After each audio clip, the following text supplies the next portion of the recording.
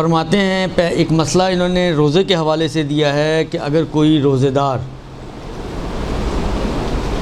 کسی کا روزہ ہو اور وہ سورج غروب ہونے کے بعد اپنے شہر میں روزہ کھولے بغیر، بعض اوقات ہوتا ہے نا فلائٹ ایسے ٹائم کی ہے، ابھی مثلا 7 بجے روزہ کھلنا ہے، آپ کو ایئرپورٹ پہنچنا ہے، بورڈنگ جہاز کا ٹائم سمجھے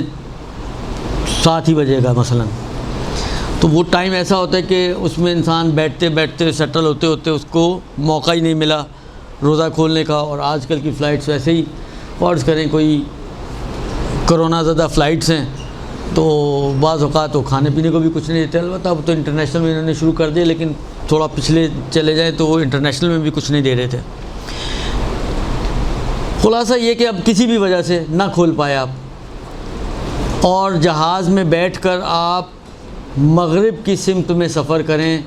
تو کیا ہوگا؟ مغرب کی سمت میں جانے میں مثلا فرض کریں اپنے ویسٹ کی طرف جائیں آپ تو کیا ہوگا؟ پیچھے آنا شروع ہو جائے گا ٹائم آپ کا، ٹھیک ہے نا؟ لہٰذا آپ سفر کر کے ایسی جگہ اترے جہاں ابھی سورج غروب نہیں ہوا، مثلا ابھی 2 گھنٹے باقی ہیں، اپنے شہر سے اڑے ہیں جہاں پہ سورج غروب ہو چکا ہے، روزہ کھل چکا ہے، بس کھجور نہیں کھائی، اور جس جگہ پہنچے ہیں وہاں پہ ابھی 2 3 4 5 گھنٹے 6 گھنٹے مثلا فرض کریں ابھی باقی ہیں، تو اب یہ شخص جو ایک اعتبار سے دیکھیں تو روزہ کھلنے کے بعد سفر کیا اس نے، اور دوسرے اعتبار سے دیکھیں کہ جس شہر میں پہنچا ہے اگر اس کو معیار بنائیں تو ابھی تو 6 گھنٹے مثلا باقی ہیں روزہ کھلنے میں،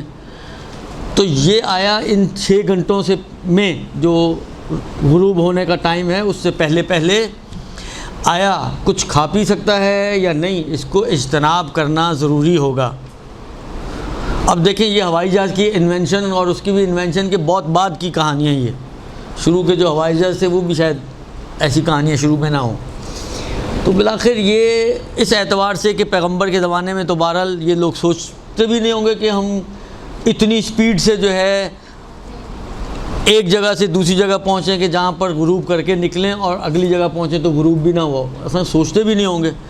گھوڑوں پہ سفر کرنا ہے، خچروں پہ سفر کرنا ہے، اونٹوں پہ سفر کرنا ہے، وہ جو ہمارے گھنٹوں کے سفر ہیں ان کے دنوں میں ہوا کرتے تھے، جو ہمارے لانگ فلائٹس والے سفر ہیں وہ ان کے مہینوں میں ہوا کرتے تھے، تو اب یہ اسی دن کی بات ہے، درست؟ تو اب ایسی صورت میں اس کی ذمہ داری کیا ہوگی؟ کہتے ہیں کہ اگر وہاں پر ابھی غروب نہیں ہوا تو اس کے لیے اجتناب واجب نہیں ہے، یعنی یہ یہی سمجھے گا کہ اس کا روزہ کھل چکا ہے، اور اگر روزہ کھلنے فرض کریں کھجور کھانے کے بعد آتا یا پانی پینے کے بعد آتا یا چائے کی ایک پیالی پینے کے بعد پہنچتا تو کیا ہوتا؟ کچھ بھی نہیں، کیونکہ روزہ تو کھل چکا تھا اس کا۔ تو کہتے ہیں کہ یہاں پہ بھی وہی صورتحال بنے گی، چاہے اس نے نہیں کھایا ہے لیکن ان گھنٹوں میں کہ جو ابھی اس شہر کے باقی ہیں غروب ہونے میں، اس میں اس کے لیے اپنے آپ کو کھانے پینے سے روکنا واجب نہیں ہے، اگرچہ احتیاط مستحب یہ ہے کہ اجتناب کرے تو بہتر ہے، لیکن آپ کو معلوم ہے بالآخر اپنا روزہ پورا کر کے آئے کا مطلب یہ کہ 12-14 گھنٹے تو بھوکا رہ کر آیا ہے، پھر بھاگ دوڑ والا سفر ہو اگر تو اس میں کون ایسی احتیاطوں پر عمل کرتا ہے، لیکن بہرحال کر لے تو اچھا ہے۔ بعض اوقات ہوتا ہے مثلا فرض کریں آدھا گھنٹہ ہے تو آدھا گھنٹہ تحمل کرنا آسان ہے، اگر کہیں پہنچے وہاں پہ بھی 6-8 گھنٹے ہوں وہ تحمل کرنا ذرا مشکل ہوتا ہے، تو بہرحال آپشن ہے اس کے پاس، چاہے تو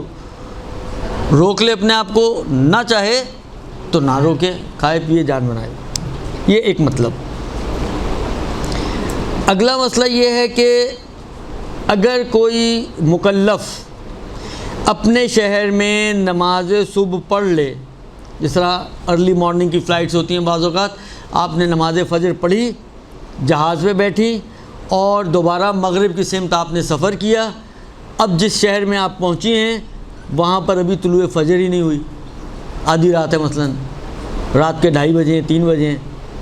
اور ابھی یہ 1-1.5-2 گھنٹے بعد طلوع فجر ہوگی،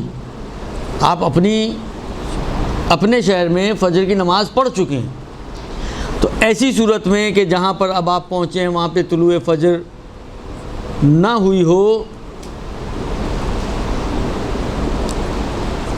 اسی طریقے سے ظہر وغیرہ کا بھی مسئلہ ہے کہ ظہر وغیرہ پڑھ کے چلے اور ایسی جگہ پہنچے کہ جہاں پر ابھی ظہر کا وقت نہ ہوا ہو، یا مغرب عشاء میں بھی بیان ہی یہی مسئلہ ہے۔ تو ان تمام صورتوں میں اس کی ذمہ داری کیا بنے گی؟ کہتے ہیں کہ نماز کا اعادہ کرنا واجب نہیں ہے، اگرچہ احتیاط مستحب یہاں پر بھی یہی ہے کہ وہ اعادہ کرے، ٹھیک ہے۔ لیکن یہ البتہ ایک منٹ،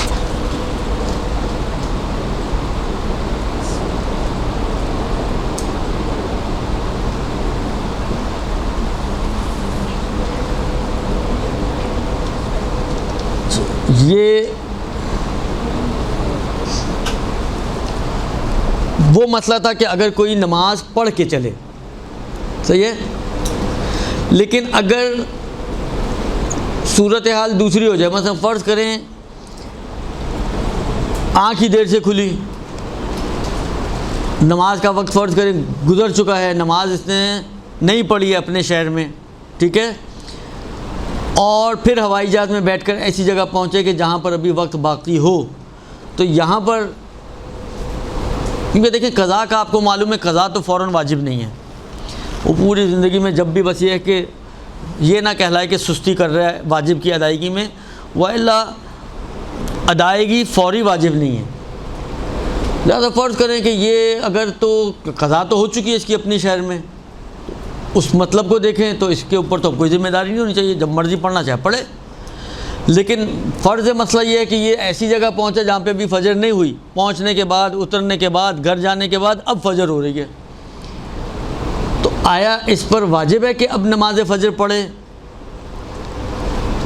تو آقا فرماتے ہیں کہ یہاں پر احتیاط واجب یہ ہے کہ یہ نماز فجر کو انجام دے، درست۔ البتہ جو نماز پڑھے گا وہ ادا اور قضا کی نیت کے بغیر پڑھے گا، یعنی ما فی الذمہ کی نیت میں، ما فی الذمہ یعنی جو بھی میری گردن پر ہے، کیونکہ بالآخر یا ادا ہے یا قضا ہے، کیونکہ اگر یہ شہر معیار نہیں ہے میرے لیے تو پھر قضا میری گردن پر ہے، اور اگر یہ شہر میرے لیے معیار ہے تو پھر اس کا مطلب ہے ادا میری گردن پر ہے، تو آخر کار یا ادا ہے یا قضا، کوئی ایک چیز تو ہے میری گردن پر، لیکن کیونکہ مجھے کنفرم نہیں کہ وہ کیا چیز ہے، لہذا وہ نیت یہی کرے کہ جو بھی میری گردن پر ہے۔ اب اگر ادا ہوگی تو وہ ادا کے کھاتے میں چلی جائے گی، اگر وہ قضا ہوگی، دیکھیں یہ جو علم نہیں ہے یہ مجھے اور آپ کو علم نہیں ہے نا، خدا کو تو معلوم ہے نا کہ یہ ادا ہے اس کی گردن پہ یا قضا ہے، یہ جو جہل ہے یہ ہماری نسبت ہے، خدا کی نسبت تو کوئی جہل نہیں ہے، لہذا کیونکہ خدا کو تو معلوم ہے، لہذا اس اعتبار سے آپ ایک